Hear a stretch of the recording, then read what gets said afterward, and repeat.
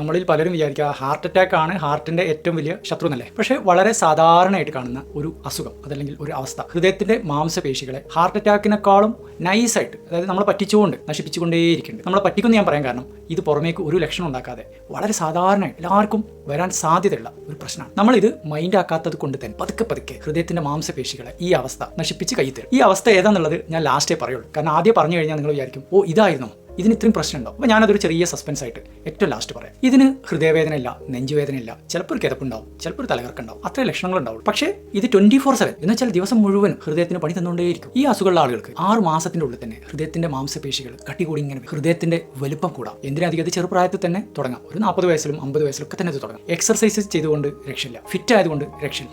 ഏറ്റവും വലിയ പ്രശ്നം ഉറക്കത്തിൽ പോലും, നമ്മൾ റെസ്റ്റ് എടുക്കുന്ന സമയത്ത് പോലും ഈ അവസ്ഥ, ഈ അസുഖം നമ്മുടെ ഹൃദയത്തെ മസിലുകളെ കാർന്നു തിന്നും. ലോകത്തുള്ള 30% ആളുകൾക്ക് ഈ അവസ്ഥയുണ്ട്. ഈ അവസ്ഥയുടെ പേരാണ് BP, blood pressure, hyper tension. നിങ്ങൾക്ക് ചെറിയൊരു അത്ഭുതം തോന്നിയോ, ഒരു ചെറിയ വിഷമം തോന്നി? ഇതുകൊണ്ടാണ് BP ഉള്ള ആളുകളോട് കൃത്യമായിട്ട് മരുന്ന് കഴിക്കാൻ പറയുന്നത്. പല ആളുകളുടെയും തെറ്റിദ്ധാരണ BPയുടെ മരുന്ന് കഴിക്കുന്നത്, BPന്റെ ഒരു അളവുണ്ടല്ലോ 150, 160, അത് കുറക്കാൻ വേണ്ടിയിട്ടാണെന്നുള്ളതാണ്. സത്യത്തിൽ അതിനു വേണ്ടി മാത്രമല്ല, ഇതുപോലെ ഹൃദയം കേടുവരാതിരിക്കാനും കിഡ്നി കേടുവരാതിരിക്കാനും നെർവ്സിന് ഡാമേജ് വരാതിരിക്കാനും സ്ട്രോക്ക് വരാതിരിക്കാനും ഇതിനൊക്കെയാണ് BP മരുന്നുകൾ സഹായിക്കുക. ഹൃദയത്തിന്റെ രഹസ്യ ശത്രുവാണ് BP. BPക്ക് മരുന്ന് കഴിക്കാതെ നടക്കുന്ന ആരെങ്കിലും നിങ്ങളുടെ അറിവിലുണ്ടെങ്കിൽ അവർക്ക് ഈ വീഡിയോ ഷെയർ ചെയ്ത് കൊടുക്കുക.